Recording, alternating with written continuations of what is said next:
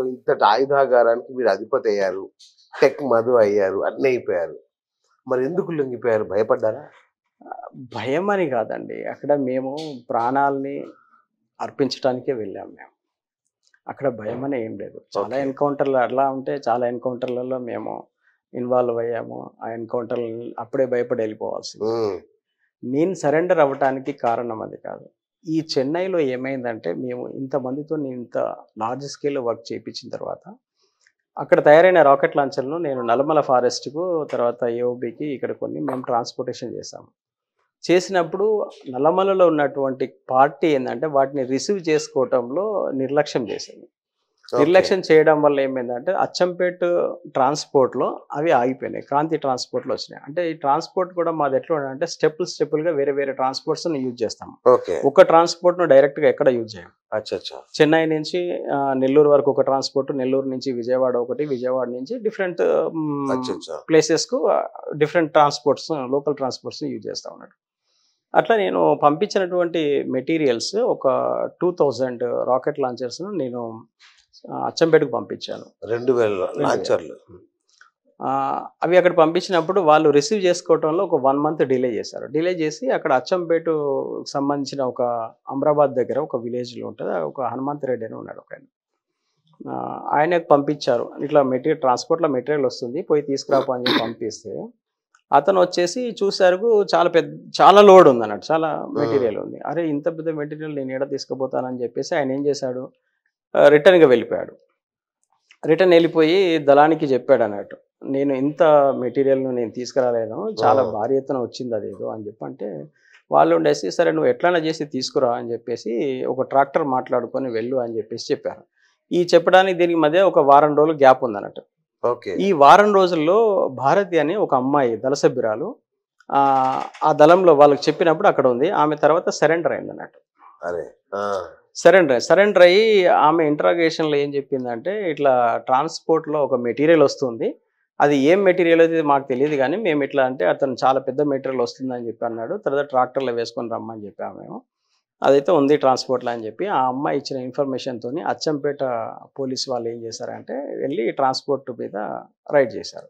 చేస్తే భారీ అంటే దాదాపు ఒక ఆహ్, ప్ 20 బస్తాలన్నట్టు మొత్తం గన్నీ బ్యాగ్స్‌లలో మొత్తం ప్యాక్ చేసి నార్మల్ మెటీరియల్ లాగా పంపించామన్నట్టు. వాళ్ళు 20 బస్తాలు అక్కడి నుంచి లిఫ్ట్ చేసి తీసుకొచ్చారు. తర్వాత హనుమంత్ రెడ్డిని వెళ్ళి కూడా వాళ్ళ ఇంటికెళ్ళి ఆయన్ని అరెస్ట్ చేసి తీసుకొచ్చారు. "ఏంటిదిరా బాబు ఏంటిదంటే," "నాకేం తెలవదు సార్. ఇట్లా మావోయిస్టులు నన్ను ఇట్లా ఎల్ఆర్ ఇచ్చేసి పికప్ చేసుకోమన్నారు. అదే చాలా బరువుందని చెప్పి నేను వెళ్ళాను. నేనైతే చేసుకోలేదు. నాకైతే ఏం తెలవదు" అని చెప్పి అన్నారన్నట్టు. ఇది స్టేషన్‌కి తీసుకొచ్చేసి మొత్తము అక్కడంతా ఓపెన్ చేసి చూసారు. మొత్తం 20 బ్యాగ్స్ ఒక్కొక్క దాంట్లో ఒక్కొక్క పార్ట్ ఉంటది. అది ఏం పార్టో ఎవరికీ తెలీదు. ఓకే. అప్పుడు పోలీసోళ్ళంతా ఉండేసి "ఏందిరా ఇంత మెటీరియల్ పట్టుకొచ్చుకున్నారు, ఏం చేసుకుంటారు" అని చెప్పి సరెండర్ వాళ్ళందరిని పిలిచారన్నట్టు. పిలిచేసి "ఏంటిది మెటీరియల్ చూడు దేనికి పనికొస్తది ఇది" అంటే, "ఏమో సార్ మాకు కూడా తెలవదు. మేము ఫస్ట్ టైమ్ చూస్తున్నాం దీన్ని" అంటే ఒక్కొక్క పార్ట్ విడివిడిగా ఉంటాయి అవన్నీ. అచ్చచ్చా! అది ఇంకోటి మా దళ సభ్యులు గాని ఎవరు కూడా విడివిడిగా ఆ పార్ట్‌లను ఎప్పుడు చూసింది లేదు వాళ్ళు. బా! ఆ! వెపన్ రాకెట్ లాంచర్ అసెంబ్లింగ్ అయితే రాకెట్ లాంచర్ అవుతది గానీ, విడివిడిగా ఉంటే ఎందుకు అవుతది? విడివిడిగా. వేరే అవును. స్పేర్ పార్ట్స్ ఉంటాయి. అవును. ఆ పోలీసులకు కూడా ఆశ్చర్యం వేసింది ఇది. ఏందబ్బా ఇది వీళ్ళు ఎందుకు తెచ్చుకున్నారు? ఇది ఏం పనికొస్తది ఇది? ఆ! ఏదో అప్పుడు క్లైమోర్ మైన్‌లు తయారు చేసుకున్నప్పుడు దాంట్లో నట్లు, బోల్ట్‌లు తర్వాత మూలలు ఇవన్నీ చూసేవాళ్ళు. అది వాడతారు. తెలుసు వాళ్ళకు.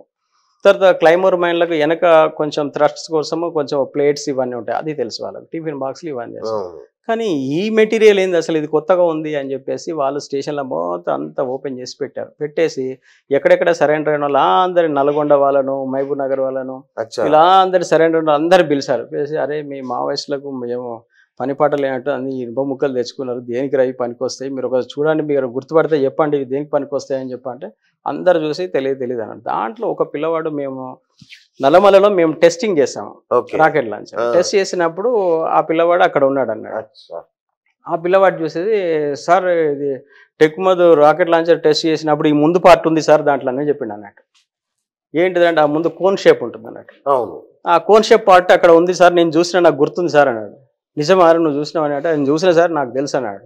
అప్పుడు రాకెట్ లాంచర్ అని ఎప్పుడైతే ఆ పిల్లవాడు చెప్పాడో అప్పుడు వీళ్ళకి ఐడియా వచ్చింది. అది దానికి సంబంధించిన పార్ట్‌లేమో అని చెప్పుకొని అప్పుడు ఎక్స్‌పర్ట్‌లను పిలిపించేసి అది ఓకే. మొత్తము ఒక్కొక్క బ్యాగ్ నుంచి ఒక్కొక్క పార్ట్ తీసి ఇట్లా పెట్టేసి అసెంబ్లింగ్ చేస్తే దానికి ఒక షేప్ వచ్చేసింది అప్పుడు. అప్పుడు వాళ్ళు ఆశ్చర్యపోయారు, ఇదేందబ్బా రాకెట్ లాంచర్లు వచ్చినాయి, ఇన్ని రాకెట్ లాంచర్లు అని చెప్పి అప్పుడు పెద్ద న్యూస్ అయిపోయింది, సంచలనమైన న్యూస్ అయిపోయింది.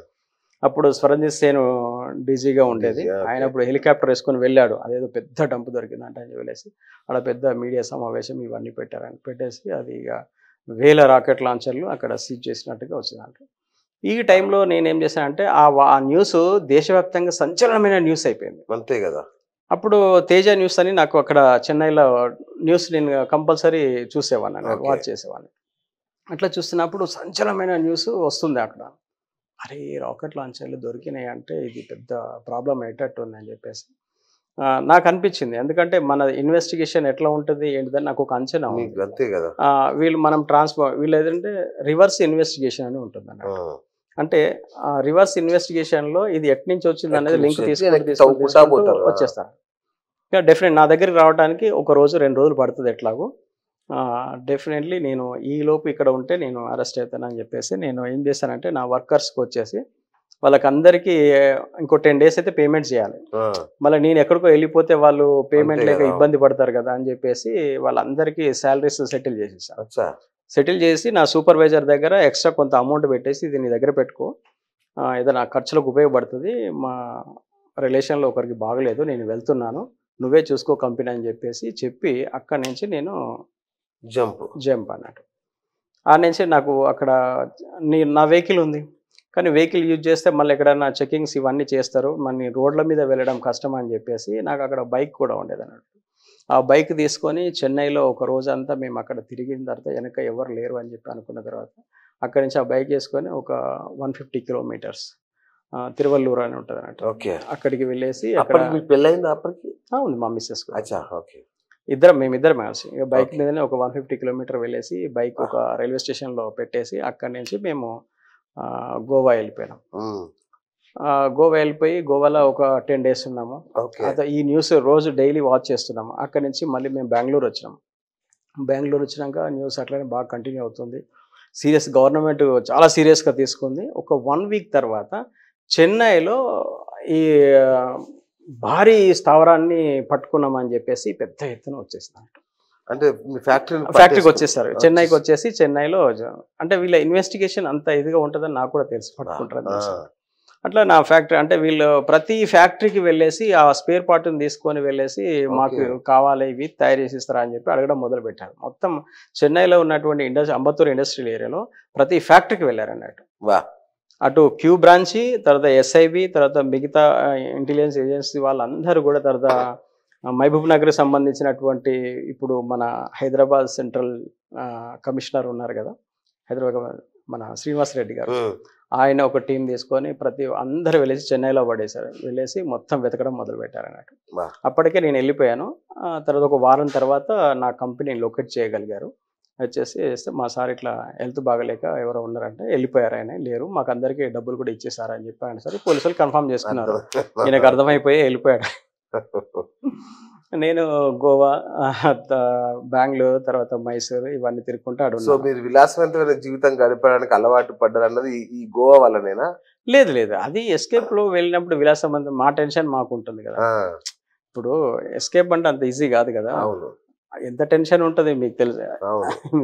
ఇప్పుడు మీరు టైంకు 10 గంటలకు వస్తా అని టైం దాటిపోతే మీరు ఎంత టెన్షన్ పడతారు. అక్కడ విలాసవంతమైన జీవితాన్ని గడుపుతారు. గోవా అనగానే అందరికీ అది గోవా ఎందుకు చూస్ చేసుకున్నామంటే అది పర్యాటక ప్రాంతం. మేము వెళ్తే ఎక్కడికి వెళ్తాం, మేము నల్లమల ఫారెస్ట్ కన్నా వెళ్ళాలి, దండకారణ్యం అన్నా వెళ్ళాలి, ఏఓబి, జార్ఖండ్ ఇటు సైడ్ వెళ్ళాలి. పోలీసుల దృష్టి అంతా నేను వెళ్ళిపోతే అటు వెళ్తానని ఉంటుంది, కానీ గోవాకి వస్తానని ఎందుకుంటారు. అట్లా మనము అటు చూజ్ చేసుకుని అక్కడ నేను అబ్జర్వ్ చేస్తున్నానండి ఏం జరుగుతుంది అని. మొత్తానికి వీళ్ళందరినీ నా ఫ్యాక్టరీకి వచ్చారు, ఫ్యాక్టరీని మొత్తం సీజ్ చేశారు, ఈ వర్కర్లందరినీ అరెస్ట్ చేశారు. ఇక్కడైతే ఫ్యాక్టరీ వాళ్ళు అంటే దాంట్లో నాది కంప్యూటర్ సిస్టమ్ ఉంటుంది అన్నట్టు, సిస్టమ్ కూడా సీజ్ చేసి దాంట్లో నా డాటా మొత్తం తీశారండి. ప్రతి ట్రాన్సాక్షన్ అది విత్ బ్యాంక్తోనే ఉంటుంది అన్నట్టు, బ్యాంక్ ట్రాన్సాక్షన్ ఉంటుంది. నాకు ఏ కంపెనీ వాళ్ళకు నాకు బిల్ ప్రకారంగా నేను వాళ్ళకు పేమెంట్ ట్రాన్స్ఫర్ చేసేవాడిని. అది తీసుకొని అందరి కంపెనీల వాళ్ళను అరెస్ట్ చేశారు. తర్వాత అరెస్ట్ చేసి కోర్టుకు ప్రొడ్యూస్ చేశారు. అది పెద్ద ఎత్తున అన్ని మీడియా ఛానల్స్లో చాలా బాగా ఫోకస్ అయింది అన్నట్టు. ఆ టైంలో నేను గోవా నుంచి బెంగళూరు వచ్చాను. బెంగళూరు వచ్చేసరికి అది మేము రూమ్ తీసుకున్నాము. రూమ్‌లో టీవీ ఆన్ చేయగానే ఇదే న్యూస్. వేరే న్యూస్‌లే లేవు అప్పుడు. బా! పెద్ద ఎత్తున న్యూస్ వస్తుంది. మేము చూసి అరే! అందరూ అరెస్ట్ అయ్యారు. ఇంక మనం ఇక్కడ కూడా ఉంటే కష్టం అని చెప్పి అప్పుడు మళ్ళా మైసూర్ వెళ్ళిపోయి మైసూర్‌లో ఒక దగ్గర ఉన్నామన్నట్టు. ఆ తర్వాత మళ్ళీ గోవాకును అంటే గోవా, కర్ణాటక బార్డర్‌లో ఒక ఇండస్ట్రియల్ ఏరియా ఉంటదన్నట్టు. ఆడికెళ్ళేసి అక్కడ ఒక ఇల్లు రెంట్‌కి తీసుకొని అక్కడ ఉన్నాం. ఎందుకంటే మనం హోటళ్ళల్లో ఉంటే మళ్ళీ కష్టమైతదని చెప్పేసి ఆడ ఉన్నాం. ఉండేసి అబ్జర్వ్ చేస్తున్నాం. ఇక ఇది విపరీతమైన పబ్లిసిటీ అయితుంది. తర్వాత వాళ్ళు ఫస్ట్ వాయిదాకొచ్చారు. తర్వాత మళ్ళీ 15 డేస్‌కి మళ్ళీ రిమాండ్ పెట్టారు. అప్పటికొచ్చేటప్పటికి వాళ్ళ ఫ్యామిలీస్ అందరూ కూడా కోర్ట్ హాల్ మొత్తం నిండిపోయారన్నట్టు. చాలా మీడియా ఛానల్స్, తర్వాత వాళ్ళ ఫ్యామిలీ మెంబర్స్ వీళ్ళు ఒక 2 బస్సులలో తీసుకొచ్చారు. మొత్తం 19 మందిని. తీసుకొచ్చేసరికి ఇక పోలీసులు హడావుడి చేసి మొత్తం మీడియా అంతా కూడా చాలా పెద్ద ఎత్తున పబ్లిసిటీ చేసేప్పటికి అప్పుడు మేము అనుకున్నాము ఇది చాలా పెద్ద ఎత్తున ఇదైపోతుంది. పాపం ఆ 19 మంది కుటుంబాలు వాళ్ళ జీవితాలు నాశనం అయిపోతున్నాయి. వాళ్ళ ఫ్యామిలీలు అట్లా ఏడుస్తా ఉన్నారు. వాళ్ళ పరిస్థితి ఏందని మేము ఆలోచించాం. ఈలోపు పార్టీ నుంచి ఏమన్నా స్టేట్మెంట్ వస్తుందో ఏమో వాళ్ళకు మాకు ఏ సంబంధం లేదు. వాళ్ళు జస్ట్ మాకు జాబ్ వర్క్ చేశారు. మా పార్టీకి వాళ్ళకి సంబంధం లేదని చెప్పి ఒక స్టేట్మెంట్ ఇస్తారేమో అని చెప్పి చూసాం. చూస్తే పార్టీ నుంచి ఎటువంటి స్టేట్మెంట్ రాలేదు. తర్వాత ఒక స్టేట్మెంట్ ఏమొచ్చిందంటే క్రాంతి ట్రాన్స్పోర్ట్ వాళ్ళను ఇబ్బంది పెడుతున్నారు పోలీసోళ్ళు. అది మేము అవసరం కొద్దీ మేము వాడుకున్నాం దాన్ని. కాబట్టి క్రాంతి ట్రాన్స్పోర్ట్‌కు మాకే సంబంధం లేదని చెప్పేసి వీళ్ళ మీద ఇచ్చారు. కానీ ఇక్కడ అరెస్ట్ అయిన అటువంటి వాళ్ళ మీద ఎటువంటి స్టేట్మెంట్ వర్కర్స్ మీద ఇవ్వాల ఏమి ఇవ్వలేదు. అప్పుడు నాకు అనిపించింది అరే నా ఇంట్రెస్ట్ ఉండి నేను పార్టీలోకి వెళ్ళాను. నా లైఫ్‌ను పార్టీ కోసం నేను సాక్రిఫై చేద్దామని వెళ్ళాను. కానీ వాళ్ళకి సంబంధం లేదు కదా! కానీ వాళ్ళను పార్టీ అవసరాల రీత్యా నేను వాళ్ళకు పేమెంట్ ఇచ్చి వర్క్ చేపిచ్చాను. కానీ ఇవాళ వాళ్ళు బలైపోతున్నారు దానికి. అంటే అమాయకులు బలైపోతున్నారు. ఇది నా వల్ల జరుగుతున్నటువంటి పెద్ద తప్పు ఇది. దీన్ని ఎలా చేద్దాము ఏంటిదని చెప్పి ఆలోచించినప్పుడు ఆ రోజున్నటువంటి నాకు ఆలోచన ప్రకారం ఏంటంటే నాకుగా నేను వెళ్ళి సరెండర్ అయ్యి వాళ్ళకి ఎవరికి సంబంధం లేదని చెప్తే తప్ప వాళ్ళకి ఎవరికి బెయిల్స్ కానీ వచ్చే అవకాశం లేదు. ఓకే అని చెప్పేసి అనుకొని మనం ఎట్లాగో సాక్రిఫై చేద్దామనే వెళ్ళాం కదా. ఈ సాక్రిఫై ఏదో వీళ్ళ కోసం చేద్దాం. ఎందుకంటే ఆ ఫ్యామిలీస్ అందరితో నాకు రిలేషన్ ఉంది. ఎందుకంటే నేను అందరి ఇళ్ళకి వెళ్ళి భోజనం చేసి వచ్చాను. అందరితోని వాళ్ళ ఇళ్ళలో ఏ ఫంక్షన్ జరిగినా ఫస్ట్ నాకు ఇన్విటేషన్ ఇచ్చేవాళ్ళు. అటువంటిది ఇవాళ ఆ ఫ్యామిలీలు అన్ని ప్రాబ్లమ్స్లో ఉన్నాయి. ఆ ప్రాబ్లమ్ ఎవడు సాల్వ్ చేయలేడు. ఎవడి వల్ల కాదు అది. ఎందుకంటే దేశంలోనే అతిపెద్ద ఆర్మ్స్ కేసు అది. కాబట్టి అంత ఈజీగా కాదు. మళ్ళీ వీళ్ళు మావోయిస్టులు ఇక్కడ పెద్ద ఫ్యాక్టరీ పెట్టారంటే గవర్నమెంట్ చాలా సీరియస్గా తీసుకుంటారు. అది ఆర్మ్స్ అనేది ఇంకోటి మిలిటరీ ఆర్మ్స్ కూడా మనం తయారు చేసాం. నార్మల్ ఆర్మ్స్ కాదు. ఇప్పుడు షార్ట్ వెపన్స్ రైఫిల్స్ అంటేనో నార్మల్ వెపన్స్. కానీ మేము ఆర్టిలరీ వెపన్స్ చేసాం. అది మిలిటరీ వెపన్స్. కాబట్టి డిఫెన్స్ కూడా చాలా సీరియస్గా తీసుకుంటుంది. కాబట్టి అంత ఈజీగా వాళ్ళు బయటికి రాలేరు. ఆ కుటుంబాలు మొత్తం కొలాప్స్ అయిపోతాయి. నా వల్ల చాలా నష్టం జరుగుతుంది అని చెప్పేసి అప్పుడు మేము ఆలోచించి ఒక నెల రోజుల తర్వాత మనం సరెండర్ అయితే తప్ప వాళ్ళకు రిలీఫ్ దొరకదని చెప్పేసి అప్పుడు మేమే డైరెక్ట్గా అన్నట్టు నా భార్య నేను ఇద్దరం అక్కడి నుంచి డైరెక్ట్గా వరంగల్ వచ్చేసి సరెండర్కి వచ్చేసాం.